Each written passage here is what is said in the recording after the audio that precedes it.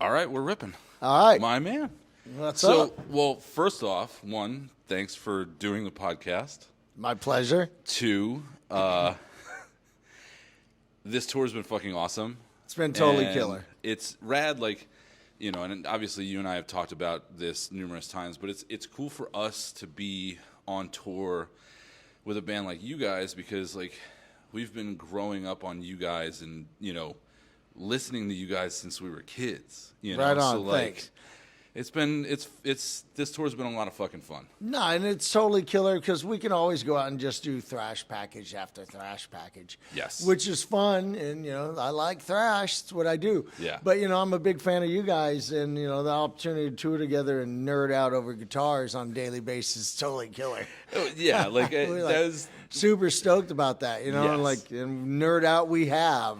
Yeah, I mean, obviously before this tour, you were showing me the new ones that you just got in Japan when you were out. Was it Death Angel and Testament? Yeah, there exactly. Yeah. And it was the one V with the lava, the red lava, and then Tank, which is your non-Floyded signature. Yeah, with the LED lights from my blind ass. Like, what? Can't see nothing.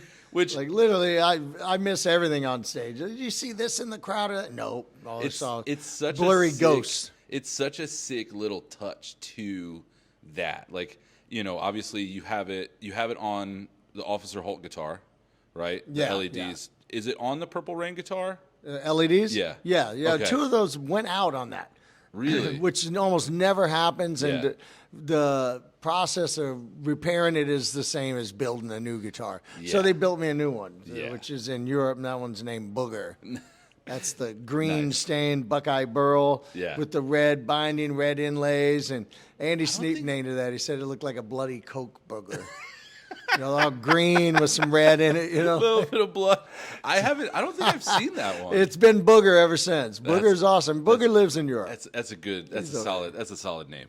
Yeah, solid yeah. name for a guitar. I've Solid never name. The 2 I got now, I'm not so settled on names, Yeah. They're twins. I was almost going to call them Remus and Romulus. Yeah. The That'd be twins a of good one. antiquity. Yeah. But I don't know. I'll know when it comes. Right now it's V squared and Tank. Dude, Tank because that's mahogany body maple top. Maple top, yeah. Which is, obviously that's, in my opinion, the best combo guitar-wise. But yeah, same here, yeah. it's that thing's heavy, man. Hence the name Tank. That thing is obnoxiously heavy. And, It's I was ridiculous. I was surprised by that. I don't know if, they were like, oh, this is the heaviest, densest piece of wood that we have. Let's give them this. But that thing it's nice. Well, I asked for heavy guitars, and for better or for worse, depending on my back, for worse. Yeah, seriously. My gold top Eclipse I have at home, it's a Tank too. It's like a boat anchor, and Yeah. and this one's that much heavier because it doesn't have any wood taken out of the back for the Floyd Rose and the spring cavity and all that. So there's that much more wood on an already heavy guitar. Yeah. And it's awesome. But, I like a heavy guitar. When I put it on, I want to feel like, I always say I want to feel like Jesse Ventura in Predator. Yes. Because he's got the chain gun. Everybody else got their other guns. He comes in, he's got the big one. It's heavy, but it also does the most damage. Of course. That's how I feel about guitars. I'm I got the a same couple couple of the V's in the works, a couple of different color variations. And I asked for them to find a particularly heavy wood. Yeah. It's a V, it's a little bit lighter. Yes. Which, those V's that you're coming out with are just, I've always been a fan of the offset V's, but, it's just classic. The black with the 5-ply binding. Yeah, is it's just, sick. It's just, it looks good. And, you're getting those in, are they also coming in white? Not this go round. Not this run. Probably in a year, Yeah. we did with the Eclipse. It was Yeah. available in one color. Then we added the white. And the white's my favorite. The white Yeah. and red just really striking on Yes. stage. It looks awesome. It pops. But the V, the LTD is killer. Yeah. And I just recently got one of the 200s, so like the bolt-on, starter one. Yeah, right? it's Yeah. fucking rad. Yeah. Still has the 5-ply binding. Yeah. You know, it sounds killer. I plugged it in. You know, I never even asked for a 200 of the Eclipse. You know, like, and they were just it's hey, just you know, beneath me or whatever. Yeah. And they sent me the V to check out, and I was like, this guitar is fucking rad. I'd play it anywhere. Yeah, well, that's the cool thing about having, like, being on and having a signature with a company that allows you to go from super high-end stuff to super, you know, affordable stuff. You know, it's like guitars are still... They're still good. It doesn't matter if they're $300 guitars for $3,000. Like, you could still upgrade them. You could still put better pickups, better hardware, so on and so forth. And it's just like, they're still going to play great. You know, if it's set up properly and it's, you know, the work's done to them, they're going to play awesome. That's what I did starting out. You know, I was a little kid from the ghetto. I didn't have money for, like, you know, I had friends with Les Pauls and stuff. Yeah. And I had a Hondo Strat. Yep. And I put a humbucker in it, and you know, I had a friend tap out the whammy bar threads and bent me a bigger, thicker whammy bar, you know, than the little Fender style. Wasn't a Fender, obviously.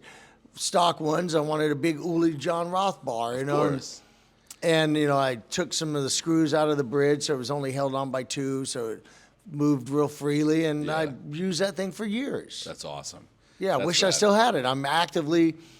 to this day, still searching for another one, just like it. Another Hondo Strat. Just like it, though. It's got to be the exact same one. Of course, of course. Yeah. Luckily, I still have, I mean, my first guitar was a Cort Strat copy. Yeah. You know, same thing. It's, you know, and we all started out on these cheaper guitars, but it's like, at the end of the day, you could spend $100,000 on a guitar.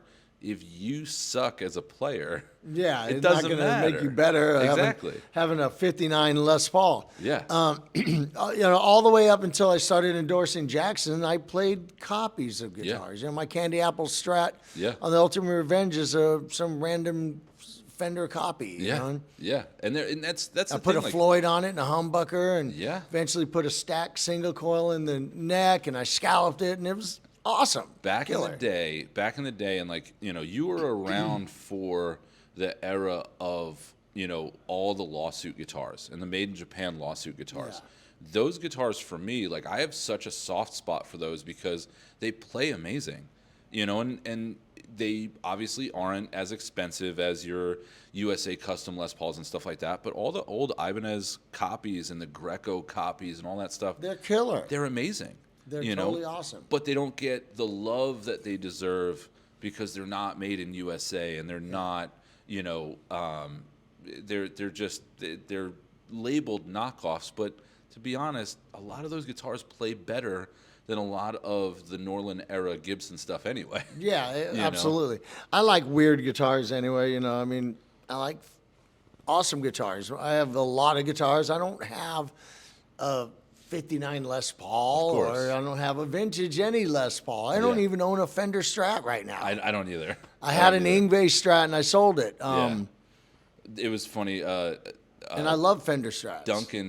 Seymour Duncan sent me they came out with a Hyper Switch, which it's basically a Bluetooth enabled pickup selector for your guitar. But they sent me a 3 pickup set for a Strat, and I'm like, I don't own a Strat. Like, it's kind of crazy. Like, you think as a guitarist, you would like, all right, well, you know, you have to have a Strat. You have to have a Les Paul or something with 3 single coils or something with 2 humbuckers, so on and so forth. But, like, for me, like, most of the guitars that I own are purpose built. It's stuff that I use for touring. Yeah. There's some stuff that I still have that I'm like, you know, I hold off to the side. And, you know, I got my first Les Paul. Like, I have a Les Paul Studio that my dad got me when I was like 13. Yeah. Like, I still have that stuff. But most of the stuff I have is all 7-string stuff from Ibanez. It's just 2 humbuckers. I mean, I'll pick up weird things. You know, I have a Fender John 5 Telly that I bought just because John's a friend of mine, and I wanted him to sign it for me. Yeah, exactly. So I bought it and put it away. You know, just one of those. Is it the one with the friend collections? The black and silver one, or the gold white one? Oh, the gold one. Gold one with the real long, weird headstock. You know? Yeah. It's like a boat oar. You know, And when it comes to guitar, I he's got like phenomenal. I've had for decades a late '70s Iceman, Yeah. Tobacco Sunburst. I still Oh. got it, You got to send me pictures of that. That stuff is like, Yeah, I got it, and it's in That's- my guitars folder. yeah, I have like a custom built Telly, by yeah, Tom Smith guitars. yeah, dude, Tom's And, awesome. Yeah, totally, and a bunch of other shit. I don't know. Yeah, yeah. The old Ibanez stuff, like especially the old '70s stuff, it's just that classic '70s look for me. I like Tobacco Burst stuff with like a white binding or a faded binding. That stuff is just, that's my holy grail. Yeah. Tobacco Burst Les Paul, Tobacco Burst Iceman, like Destroyers, all that stuff. Yeah, that's cool stuff. That's my I was favorite. looking to buy something on this tour if I found anything, just because it's nearing the end of the year and I need a tax write-off. Yeah, couldn't find anything. No pawn shops. No, I went to a pawn shop. Oh, shit, I can't remember where we were. And everything like typical pawn shop. There was overpriced junk. Yes. Not yes. even cool junk. It's Yeah. like, they have like an old DOD distortion box and they want $100 for it. Dude, that's like a $15 distortion box all day long. Yeah. Nowadays, It pawn was shops. $100 like 20 years ago. Yes, pawn shops are looking at certain websites being like, oh, this is fetching $1,000. It's like, no, it's not. Like that's a $20 pedal that some guy just put up for $1,000 because he can't find anything else on the internet about him. Yeah, exactly. I mean, I got a few really nice Les Pauls. I got a really badass like Gibson V Red Widow with the red logo and matte red, and it's totally sick. That's awesome. And what else? I don't know. I got a bunch of shit. Yeah, it's we were talking about Facebook Marketplace, and I'm sorry? We were talking about Facebook Marketplace. Yeah. And Facebook Marketplace for me is like that's where I find a lot of those deals, a lot of those like random things. It's been sitting in somebody's closet for 30 years, and they don't know what it is, and they just put up Ibanez guitar, and it's something that's worth. I know. I never looked on that because I'm not on Facebook, and I just one of those things you assume. Oh, you have to have a Facebook account to do it. No, you can. Because Craigslist is all spam now. Yeah, exactly. They have the Facebook Marketplace app, so you don't even need a Facebook account. Oh, I'm downloading that shit as soon as you could just get the Facebook Marketplace app, so you could just scroll Marketplace all day and not have to deal with actual Facebook stuff. What I've been looking for is like a really good Gretsch, like a hollow body. I don't know. Yeah. Hollow body. I have a I need like a white Falcon. I have a white Penguin. Nice. I have a '94 pre-Fender buyout white Penguin. Nice. It comes out maybe twice a year. I'll play around on it, and it goes right back under my bed. Yeah. It's just something to have, just to have. For me, it's not. I don't need any more Floyd Roses. I mean, I've got fucking about 75, 80 of them. Guitars. Just equipped with all them, Floyds. which I love it, and I'm a forever Floyd guy to the day I die. But I really don't need to go buy another 2 humbucker Floyd Rose guitar, Yes. Do you still have any of the older Jackson stuff? Yeah, I still have my stickered Jackson. The red one? From Awesome. Toxic Waltz. That's awesome. Class, it's a historic guitar. Of course. That one, you have to have that. I still play it all the time. I still have the original neck, which I broke, and I've been meaning to send to Jackson to get repaired. Oh, wow. Because I want to put it exactly stock. Of course. Well, as stock as it was. It's covered in stickers and scalloped. Yeah, exactly. And the Jackson license Floyd is long gone, and I put a real one on it. Was it a JT6? I think what year about do you think that guitar was? Like around 87. Yeah, so it would probably be a JT6, which is the same style bridge that came on all of the late 80s Charvels. Yeah, with the big stupid rollers on it. Yeah. It's one of 100 that were signed by Grover. Oh, wow. Yeah. That's awesome. Yeah, it's totally sick guitar. Yeah. I got that when my Fender Squire, I had this heavily modified Fender Squire with a custom handmade neck on it. And Floyd is my favorite guitar to this day I ever owned, and it was stolen in San Antonio. Wow. I've received tips, like literally 7 years ago, I was on the phone with the San Antonio detective. I thought it was coming back to me. Oh, man. Decades later, That's wild. and it didn't come to pass. But I'm told it's still lurking around San Antonio. That's wild. So, I only had one guitar with me I had 2, and now one's gone. So management said they have this Ferrari red Jackson at Guitar Center, and we'll pull it down and ship to you now. Oh, wow. It had like instead of a standard pickup switch, it had the 3 mini toggles, which I hated. Yes. So I had those doweled and put just a regular blade Strat switch in it. And, and then I scalloped the fuck out of it and broke the headstock. And so Jackson sent me a maple fretboard one. Yes. I think but I still have that. I still have Archie, my archtop soloist. Oh, really? Number 28 made. It's like wild. dot inlays. Yeah.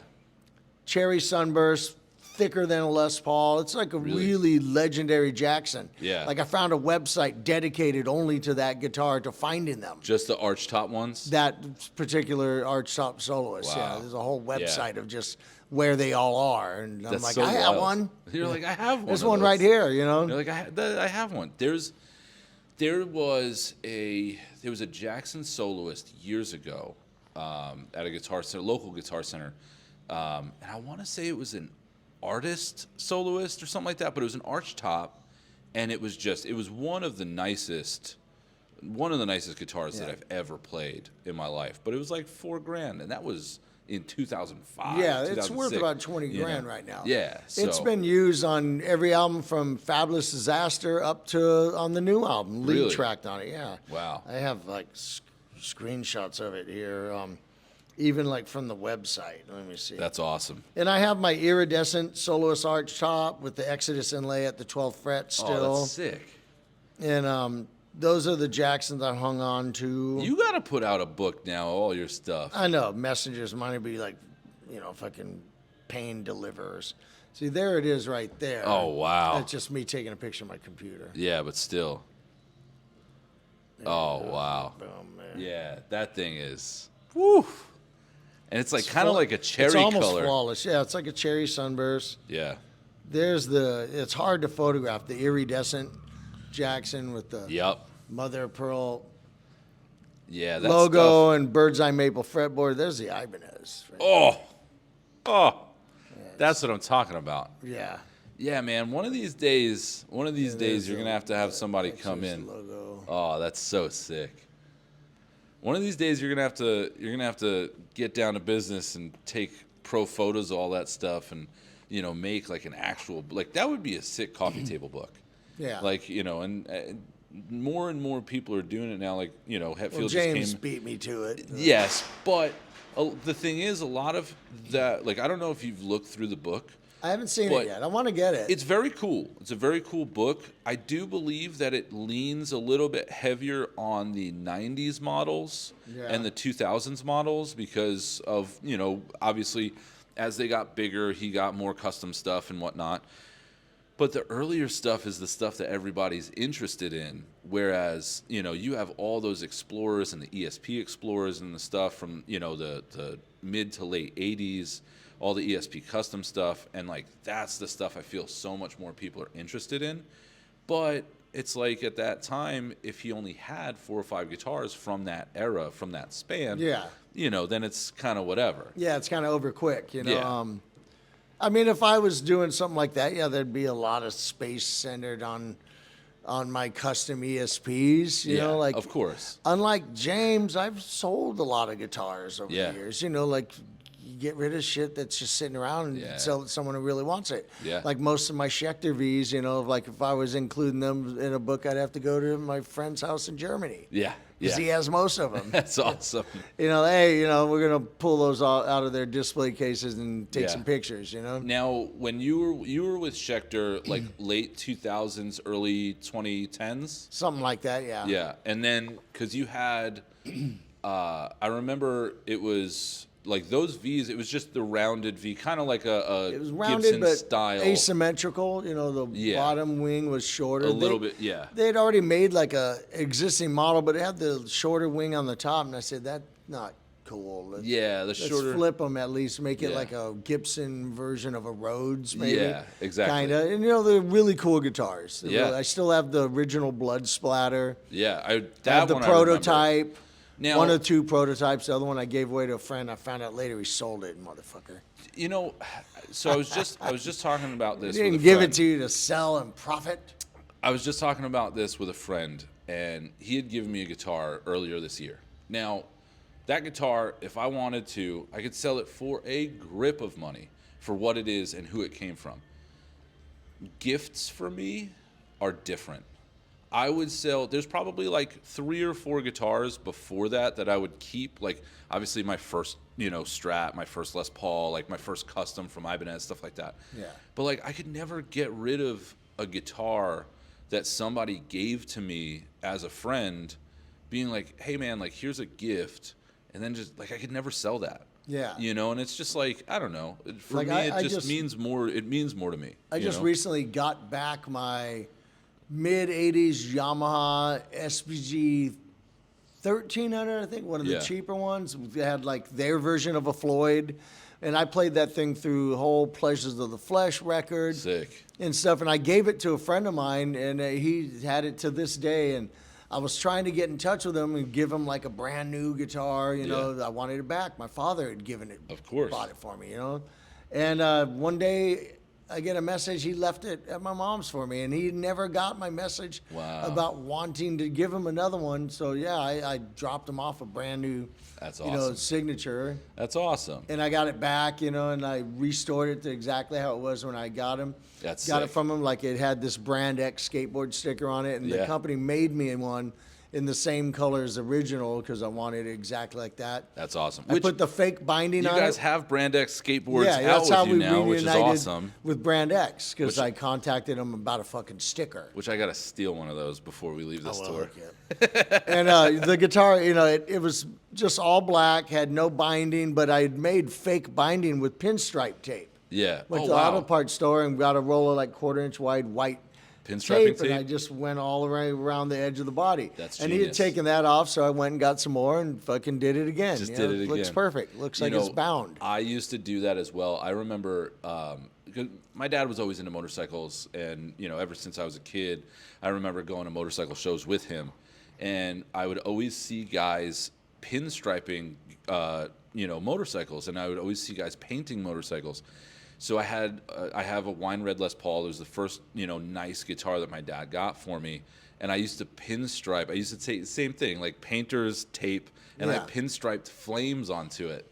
Just white flames over a wine red body. And it looked, to a certain extent, it looked kind of cheesy. But when I was 15, I was like, this is the sickest thing ever. And what I'm doing is just making binding. It looks like binding. Exactly. And, exactly. So and it made the body pop, made it look like a more expensive Yamaha, Yes. Made it look like my SPG 3000 I have, which is the top of the line, like one of my favorite guitars. Yeah, I use it on everything on the last album that didn't need a whammy bar. No shit. Every track, if I wasn't using whammy bar, was on that record. That's wild. Except for what Lee did on his stuff. Yeah, it's cool, like little studio tricks and studio tidbits of knowledge, where like for years, like my first band had a demo. I recorded that on a Strat with hot rails.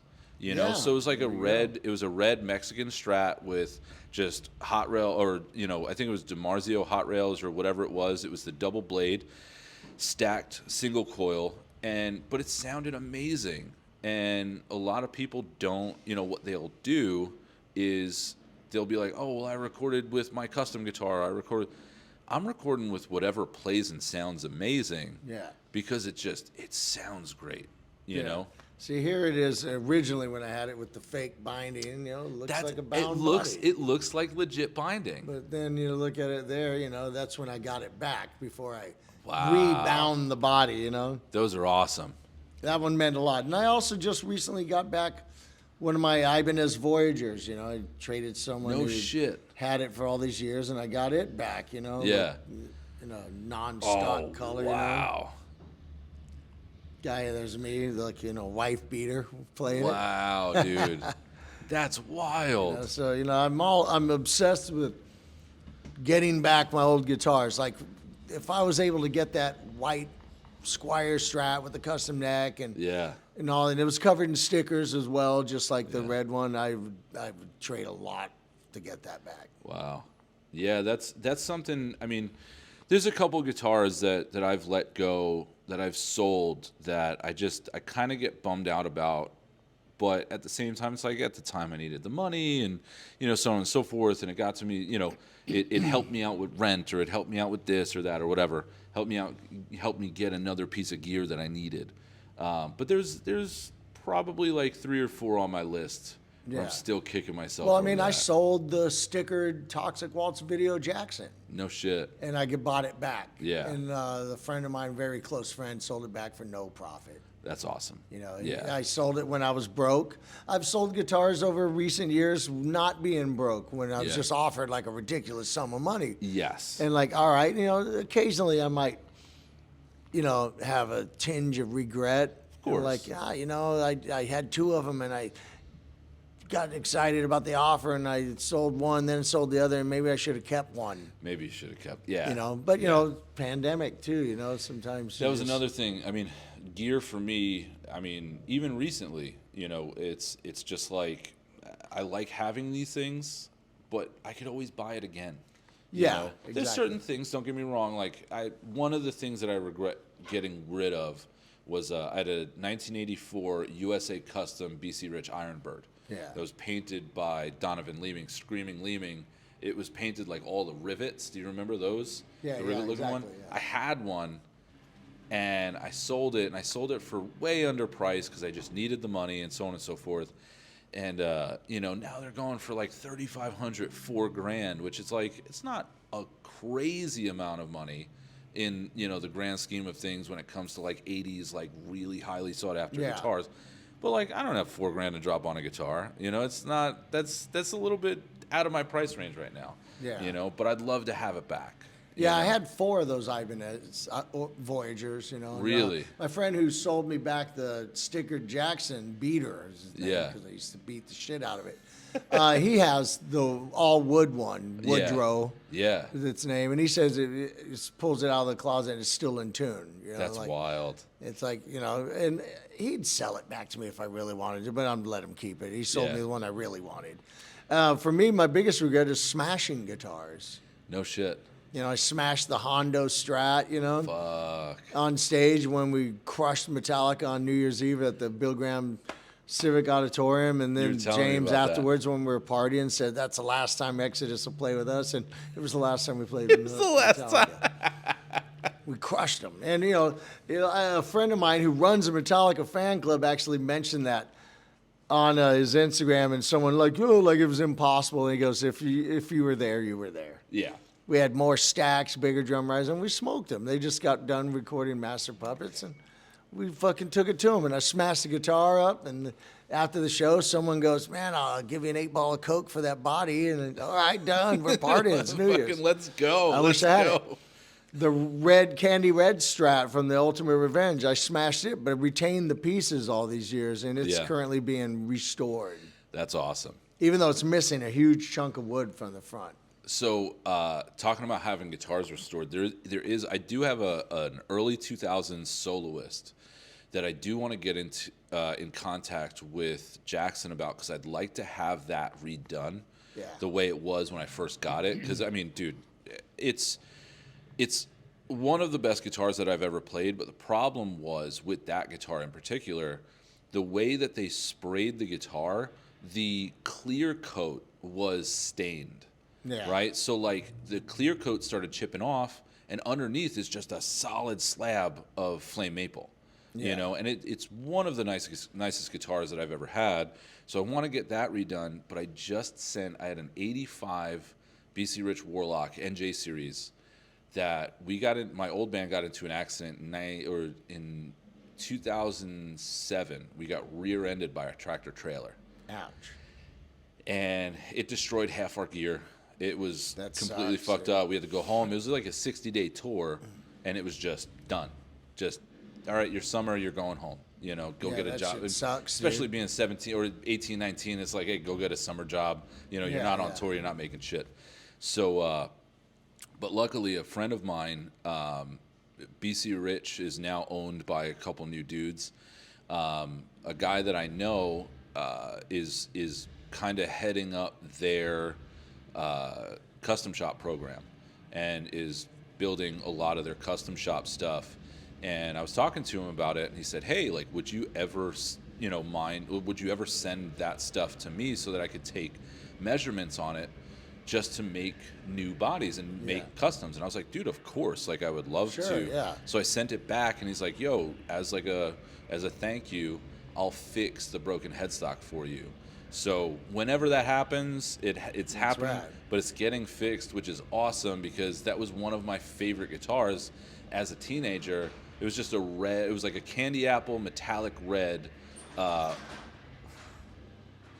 no, you're good. It was a candy apple metallic red, and it played amazing. Yeah. But as soon as that headstock snapped clean off, it was just kind of shit out of luck. I still have my purple Ransom Strat, a company from San Francisco. Yeah. The one that's on the live photo on Fabulous Disaster. Sick. It's got a Chandler neck on it, and I've pilfered some of the electronics off it over years ago. So it's sitting there with no pickups in it. Yeah. But that's next on my list of things to do is like Just refurb it. I need to find the same pickups it had though. Like Yeah. I can't find that Seymour in all white anymore. They make it in zebra. Which pickup? I think it's a custom. Yeah. But on the website they have them cream, black, and zebra. I'll get you in touch with Derek if you want. Yeah, if you I have want the something like that, contact.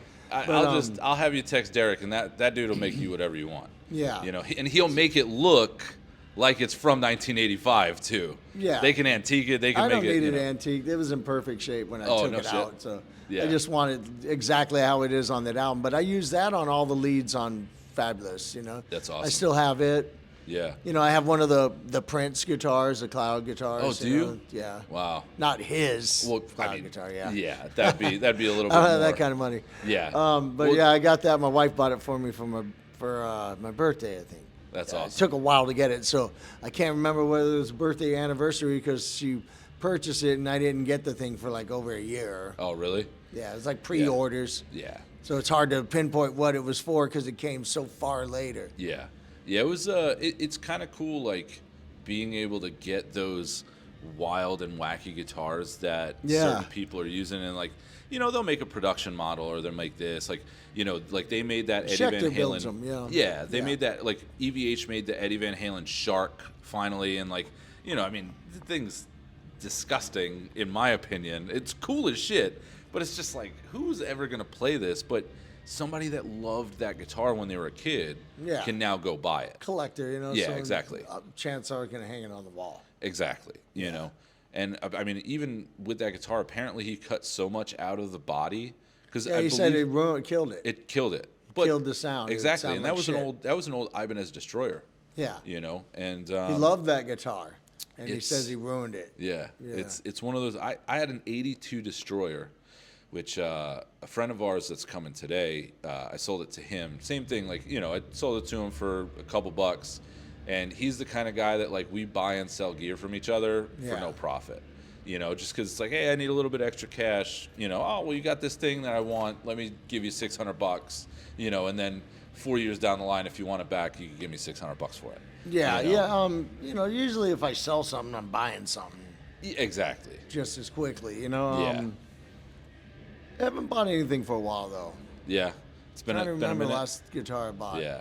I mean, listen, you just got those two. You got Yeah, Tank that's it. and the other one and the other V. So I mean, Last guitar I bought was my Brian May Super.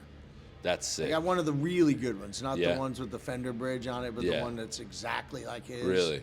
And I waited 5 years for that guitar because they were waiting on getting the electronics right.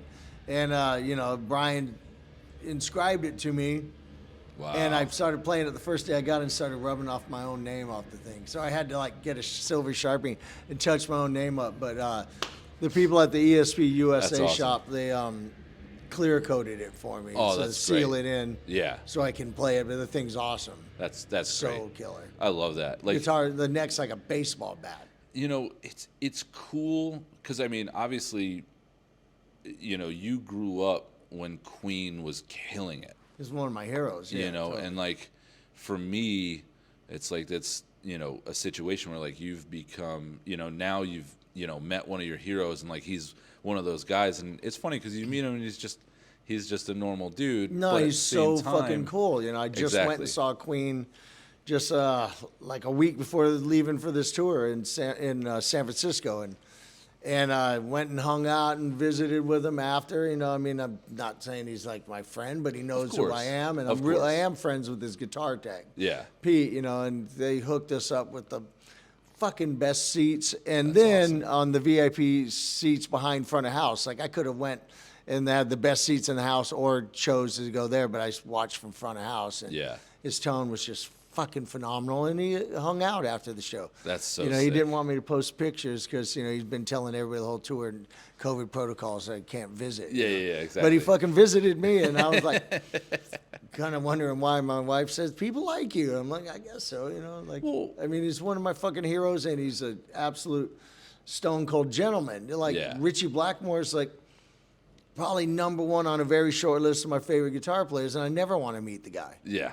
Because the stories are probably all true, and I don't want to walk away going, fuck that dude. You know? Like, I'd rather just go listen to Gates of Babylon. You know? I've been very lucky in a sense of every guitarist that I've toured with, that I listened to when I was younger, that I've played with, you know, later on, everybody's been super cool. Like, nobody's been a dick. Nobody's been like, oh, this guy's a nightmare to work with. Like, luckily, everybody that, you know, was pinnacle for me when I was a kid, growing up as a guitarist, everybody's just been rad. Yeah, you know? Michael Schenker's the nicest guy ever. I've never met Richie. Brian May's fucking absolute total gentleman. You know, Uli Roth is like one of the kindest, nicest guys in the world. He is. I have yet to meet Angus or Ted Nugent, you know, and Ted, politics aside, he's one of the guys who made me want to play guitar. I'll agree and if with I that met one. him, I'd only want to talk to him about a wall of Fender Twins and his Gibson Birdland. Of course. Ah, dude. You know, like, yeah. if we got to know each other, we could have a political conversation. Because he's far right. I'm in the middle. I'm not far left. I'm not far right. You know, I'm like, certain things as you get older, you become like more get off my lawn, and you become a little more far right on things, crime and all that. Lock them up, you know. Yeah. But, you know, I also believe in, you know, people's rights to be themselves and, you know, abortion and all that. 100%. But, you know, I also believe that if you want my copy of Double Life Gonzo, you got to pry it from my cold, dead fingers. And people that talk shit about Ted, you know, like, you know, they only focus on his political beliefs. They'll, like, you know, they'll try to demean him as a guitar player. Yeah. And I'm like, dude, put on that live record.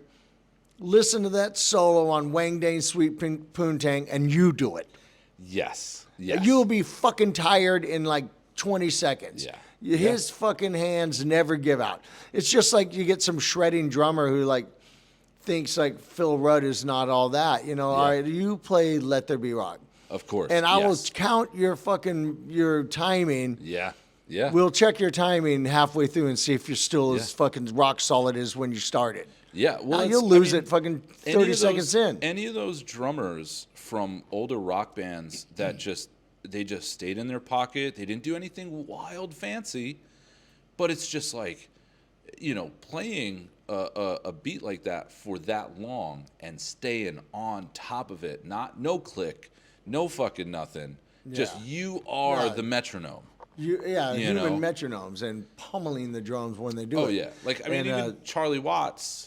Charlie was a fucking jazz guy, you know. He fucking insane. Could outplay anybody. That was not his role in the Rolling Stones. And like guitar heroes, Ricky Medlocke, one of the kindest, best gentlemen ever. You know, he called me up one morning, got my number somehow, and woke me up at like 5 a.m. and said, "Wake and bake, it's your old buddy Ricky Medlocke." I'm like, "Who the fuck is this?" This is in like the early 90s. And I was like, "Fuck you, who are you?" And then I finally realized that it was him and what we had covered as a B-side, Good Morning by Blackfoot. And he was doing a radio station in Michigan at the time. And he heard it, and he said he pulled over the fucking shoulder of the road. That's He awesome. couldn't believe it. Z-Rock, back when Z-Rock was the thing, played it.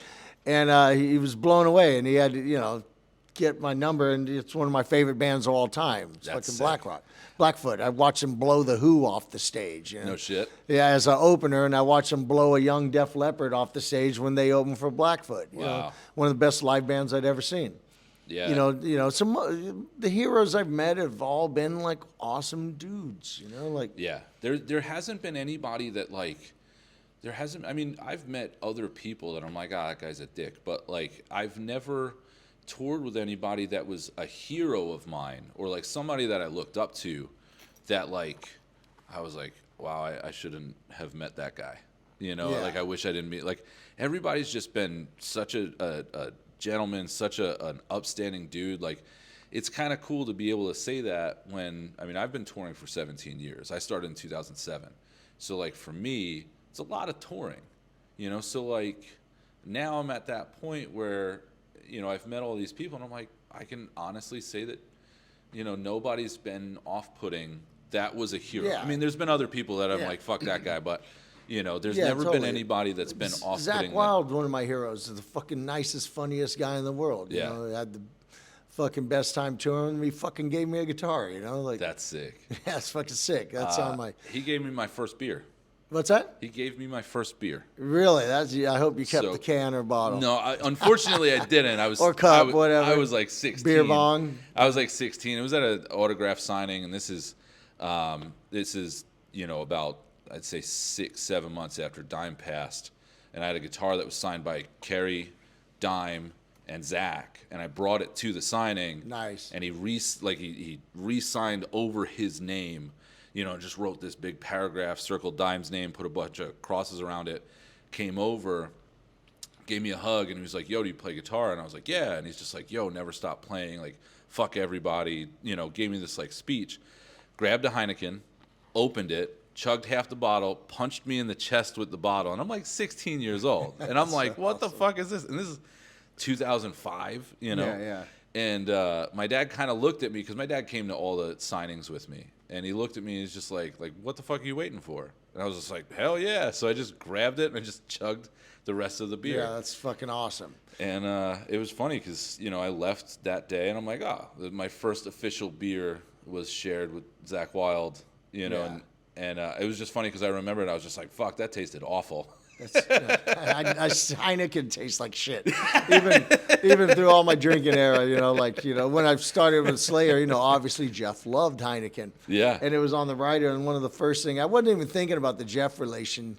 They contacted me before our first tour, like, what would you like backstage, on the rider? And I said, I drink beer. I drink a lot of beer. Anything but fucking Heineken. That's we'll funny. remove the Heineken. That's funny. And they put on my own personal fucking hoppy preference or whatever. your personal beer preference. But guitar-wise, I'm fortunate that some of my favorite guitar players are my friends these days. Have been for years. Like Micah Mott's one of my fucking guitar heroes and one of my close was friends. so awesome John to tour Five's with. one of my close friends. And Yeah.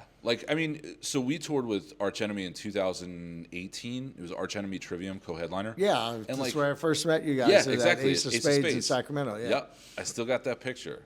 It was funny, we were on that tour, and I mean, me and Pat are huge Carcass fans. Yeah. So Mike doing that stuff, and then obviously doing all the Arch Enemy stuff. Like I remember hearing that song Ravenous when I was super young, being like, "This is fucking sick," and then hearing it being like, "This is a chick singer, like what the fuck? Like she sounds amazing." Yeah. And even touring with Jeff Loomis, Loomis for me is just like he's insane. Oh man, as insane as Jeff is, and he's one of the best guitar players in the fucking world. 100%. All Mike has to do is bend a note. True. His sense of melody, he's the Michael Schenker Yes. of his generation. Yes. And, Mike's and Bill pitch- fucking Steer, too. Dude. Is one of the best fucking guitar players in the world. And those guys played in a band together. It's ridiculous. Well, Dave Murray. I've met Dave Murray. He was a seatmate on a flight when Slayer toured South America with him because they didn't have the Ed Force One on that tour. I think, just logistics and all. It was easier for them to fly commercially. Yeah. And I get to my seat, and it's fucking Dave Murray pops up next, and he took a picture with him, and then I left him alone. That's and wild. Super nice guy, Adrian Smith. We had first time we met, we had a conversation about in-ears, and then he took a picture with my wife, and Wow. heroes of mine, and they were fucking wonderful, awesome human beings, Yeah. Well, Yannick's fucking the nicest guy in the world. People You know, like, why do they have 3? You know, well, fucking Yannick writes half the new music, you know. Maybe that's why at the same time, it's still like there, you know? sometimes it works. Logistically, it works. Sonically, it works. I mean, they're doing something right. Yeah, and they're at the point where, look, you know, we want Adrian back, but this guy's been here a while, and we could do whatever the fuck we want. We can add a second bass player if we want. We're fucking Iron Maiden, you know? Yeah. So, you know, and they were amazing. They Yeah. were so killer, you know. And Exodus has played with Iron Maiden. They were nice to us, you know. That's one band. I've only seen them once. I saw them in 2005. Because, like, I mean, I started going to shows like 2003, 2004, because 14, 15-ish. So they played Ozfest 2005, and that was when Sabbath was doing the Ozfests, and I did Ozfest 2004, 2005, so I could see Sabbath, and, like, you know, that for me is, like, you know, that's my all-time number one. Yeah. And, you know, I do regret not seeing when they were doing the Heaven and Hell stuff, like late 2000s. I regret not seeing that stuff live, but yeah, like seeing Maiden, that's a show that just always blew my mind. And Sabbath, you know, they were like when Ronnie was one of the nicest humans I've ever met in my life, you know. And Tony and Geezer were super nice to us. Yeah. And Vinny was really nice when we did the Dehumanizer tour. Yeah. They're fucking awesome human beings. I've never met Ozzy. Yeah. You know, I've never met Angus and Malcolm. Malcolm, rest in peace, obviously. But I've had good luck. No one's been a big giant dick. Although, you know, I've talked to other people and they've you know, Tom Honey, and he says Carmine Appice was a total dick. Really? Yeah. You know, Vinny was super nice. Well, we met Vinny. So Vinny was doing the Last in Line stuff with Vivian Campbell, and I forget who else was doing it with him. But it was funny because we played a venue in Sheffield, UK. Maybe, I don't know, right outside of, I think it's like 2 hours from London or something like that, 3 hours. And they played next door. It was like 4 venues in one. Yeah. And it was them and us, and then there was like another band. It was kind of funny because like we had catering that day. They got buyouts. But there was another band that played with Last in Line where it was like, I think it was, I don't exactly know. I think it might have been Steve Harris's son's band. Yeah. But they came in and they ate all of our catering, and we fucking lost it because we were like, you guys got buyouts. You got money. Oh, I would have fucking been pissed. We were like, but that's our fucking food. Vivian fucking Campbell. But another awesome guitar player. You know? Dude, I wouldn't fuck with Vivian, though. I know he used to come from the streets of Belfast. Yeah, no, I heard he was super. Fight. Like, we met him and Vinny Appice, and they were just absolute gentlemen. They were super nice about that. I heard a story that Vivian knocked Glenn Danzig out once. Really? Yeah. Jeez. I don't know if it's true, though. So that'll make twice? That'll make twice? Yeah. Well, you had the dude from Northside Kings. You know, Vivian fucking Irish pub brawler, probably, you know? Yeah, and he's still got them, still a little built, you know? Still in good shape. He used to drink a few pints, get in a fight, normal night. Exactly. That's what we do. You know? Yeah, I mean, and still, like, I mean, you got Phil Collin that's still jacked as shit. Oh, yeah, he's fucking... You know, I wouldn't want to fight that dude. He's a fucking nice guy. Yeah? Super nice. I've never met him. But I mean, even still, like, you know, like you said, you're meeting all your heroes, and you're like, they're all nice guys. Because the thing is, they don't have to prove anything.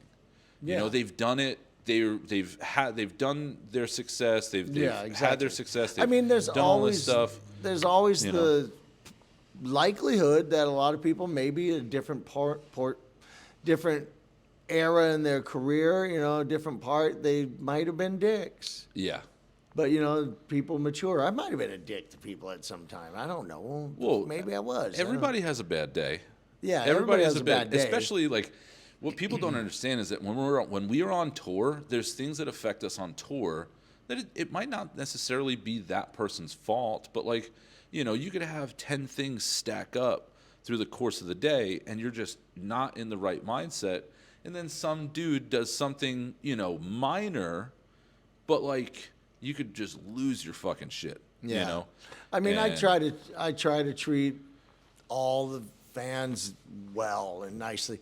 Because, you know, I'm fucking 59. I ain't got time to, like, be a dick to people, and I depend on them. Yeah. You know, like, what am I going to do without them? You know, Well, like, yeah, without them, I we're want not them here. to want to come back. I want them to have a positive experience Yeah. if they run into me. I don't think of myself as being some fucking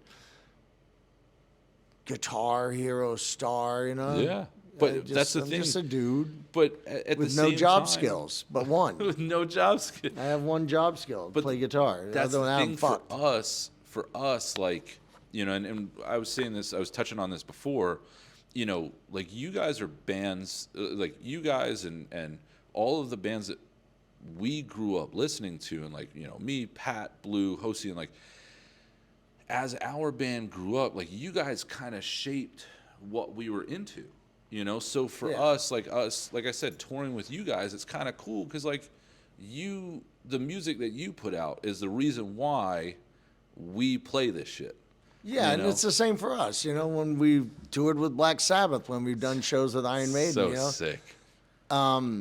You know, meeting Judas Priest and fucking Rob Halford occasionally sends me cat memes. Dude. It's, you know, it never is lost on me when I get a text from Rob Halford. That's fucking cool. Doesn't happen all the time, but it's never lost on me. It's like, Rob Halford has my phone number, knows who the fuck I am. I waited in line for Screaming for Vengeance, right? Dude, you know? Rob, The first song I ever played in Exodus was Grinder, Judas Priest. That's awesome. Yeah. That's fucking sick. So, like, Judas Priest is one of those bands that, like, listen, obviously, without a doubt, just legendary. But for me, it hits a little bit closer to home because me being into motorcycles, Rob always coming out on a fucking sick Harley, bike. You're just like, it's the coolest shit ever. Yeah. You know, and I remember the first time I saw Priest was Ozfest 2004. They opened with Electric Eye. Now, this is some wild shit. And I'm not a superstitious guy. I'm not a spiritual guy. But, like, Ozfest 2004, Jones Beach in Wantagh. We're playing the same town tomorrow, right? Yeah. Slayer closed with Raining Blood. This is when they were doing the fucking, you know, the blood on stage. And it started raining. Like a storm was coming. And it started raining. Yeah. I kid you not, it was maybe like a 20 to 25 minute changeover because Priest had to get their shit up. They opened with Electric Eye, and all you saw behind, because it's right on the ocean, was just fucking lightning. Lightning Jones across Beach, the sky. And you're just looking at all these fucking lightning, like all the lightning behind them. That's sick. You couldn't paint a better picture. It was one of the coolest fucking things that I've ever seen in my life. And they opened with Electric Eye, and it was fucking cool. It was very cool. The funny thing is, the first time I ever met Richie Faulkner, one of the best guitar players in the fucking world. Bummed, by the way, that I didn't get to meet. Oh, he was hanging. You should have come on I up. He know. was hanging out. He's a fucking awesome dude. We played a festival in Poland with Judas Priest, and Nick Barker was drum teching and tour managing for us. Sick. And Richie brought it up. He goes, "Remember that first time we met at that festival? You guys slipped a set list under our door." And I said, "Oh, I got a picture of it." And I pulled it up in my phone. Hold on, let me find it. And I said, "Oh, I have a photo of it." It took me a while to find it. You're like, "Hey guys, you have to play these songs." Yeah. Oh my God. You have to read it as you would imagine Nick Barker saying it, you know, in the British accent as a total English gentleman. And hold on, it might take me a minute. It's worth it, though. Oh, man, that is... Because Richie brought it. I said, hold on, Richie. I got that motherfucker here somewhere. That's too funny. I'll know it when I see just a little tiny square of it. That's too funny. It's fucking hilarious. Ah, here it is.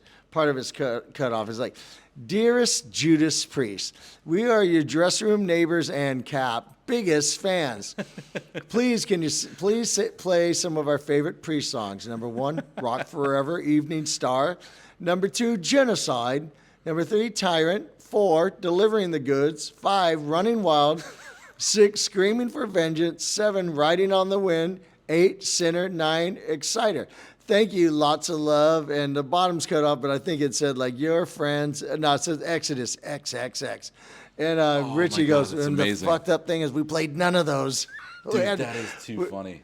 We had none in our set list of those songs, but they hung it up on their wall. Really? Yeah, they saw it. What's that under the door? Like, dearest Oh, man. Judas Priest. That is amazing. That's so funny because like And now, we didn't nail a single song in their set. Everyone was. For us, we're playing all these festivals. Same thing. Like we're playing with these legendary bands.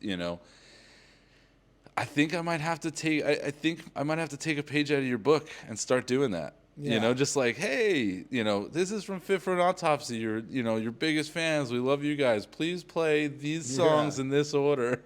And just like, I wonder who would like laugh at it, and then who would get pissed off. Wrinkle it up and throw it in the garbage. Be like, say, who the fuck do they think they are? I want those guys moved to a different area now. They can't have a dressing room anymore. Not allowed. They can't be next to us. I don't want to see them. Yeah. Make sure they're never in my line of sight. Who do you think you are telling me what songs to play? That would happen. I mean, if you said that to Bruce Dickinson, he'd get mad at you. Or Gene Simmons. Yeah. I would imagine Gene, he'd probably play everything, all the how hits, funny would that be? How funny if I was just now, like, if you hey, slip I want Bruce these Dickinson songs. a set list that was like fucking Children of the Damned and Phantom of the Opera and Killers and Murders in the Rue Morgue, he'll tell you to fuck off. We make new records. That's too funny. It's awesome. We're glad you play the new stuff. Yeah. It's you. You should do you. Yes. But I am. never forget that we do love those records. Yeah, of course. Well, those are the records that made the band. Yeah. And a lot of bands nowadays, like they're starting to get to the point where they're like, okay, well, yes, we're putting out new records, but like you can put a record out every 5 years just for something fresh, but like you can keep touring on the same shit. I know what he's going through, not on a we draw 60,000 people level, but we've got a lot of albums and people want to hear the old stuff, but they want to hear the new shit too. Yeah. Fucking our most streamed song ever is Blacklist, Yeah. It's not Bonded by Blood or not even Toxic Waltz, it's No fucking shit. Blacklist. Wow. And so, we try to mix it up. We try to front load the set with some of the newer shit. So when they might normally be getting a little beaten up and tired, we're like hit them with the ones they've been waiting for. Of course. Yeah. Like, I mean, for us, we do the same thing. We'll front load with a little bit of newer stuff, and especially because, most of our records start off with like somewhat of an intro or like an intro song. Yeah. It's great for the beginning of the set, and then it's also great for the middle of the set because then we stop, we have our guitar changes, make our changes, and then we come out. So like we're kind of reinvigorating the set. We're restarting the set and making, giving it that little bump. Yeah, exactly. But yeah, it's the same. Like you can't open with your biggest song and then just play newer songs at the end. Everybody will fucking leave. Yeah, exactly. For us, it's like, all right, I've been in the pit for fucking a headlining show, an hour. Like I'm fucking tired. All right, Toxic Waltz, Strike the Beast time. All right. Of course. I got another second wind. Yeah, I got another 3 songs in me. Yeah. You know. And sometimes that's all I got by that point. Like I got maybe 2 more. Amen to that. It's hitting those hour sets. I mean, I remember we did a festival a couple years back, and I think we had to play. I think it was like an hour and a half. Yeah. And I was like, no. I'm like, there's no way. And we ended up coming up with like I think it was like an hour and 20 minutes of material, and I'm just like, this is too long, because you just after a certain point you're like, all right, well the set has a 3-song lull, where it's just like, well maybe we'll do 50 minutes, an hour, maybe even an hour 10. Yeah, perfect set time. I mean, we used to go down to South America and we'd fucking play over 2 hours. Fuck. Evening with. We never had it. It's only a recent development that we even have some sort of opening act down there. We'd go down and play fucking Colombia and do some insane fucking brutal show. The whole floor is covered in fucking human hair. It's wild. And we'd play so long that we'd look at the set list and realize, wow, we played every song off Bonded by Blood. And then another 10 songs included, Well, have you ever seen the Hatebreed call sheet?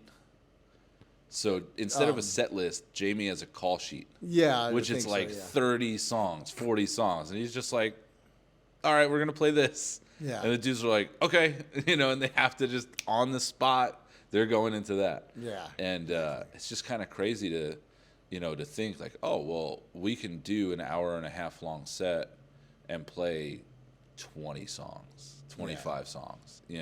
Like that's a lot. I mean, of we songs. can pull out a song. It's one song and it's 10 minutes. Yeah. You're getting. But I mean, I think the ideal Exodus show maximum length is like an hour and 15. Yeah. It's a really fucking brutal experience, and you can't. We don't have like an unplugged section in the middle to give people a breather. It's all hammer over the head. Well, I mean, we can slow it down a little, and the pit can chill out for a bit. But no drum solos. Hour and 15. Yeah, no drum solo, no guitar solo. No guitar solo, no American Anthem guitar solo or anything like that. I mean, I'll do one. Fuck it. Like fuck it. I'll noodle and hang out and just just jam, dude. But it's fun to be able to jam and hang out with guys that kind of just shaped who we are as musicians. Yeah, totally. I agree. But hey, we're just about an hour. Let's hit it, and hopefully whenever I come back to Cali, we can nerd out about guitars more. Of course, my man. We'll do it then. I appreciate you. No problem. You for everything. Thank you. And let's have a fun last 3 days. All right, you got it. Thanks, Party. Sam. Hell yeah. Later.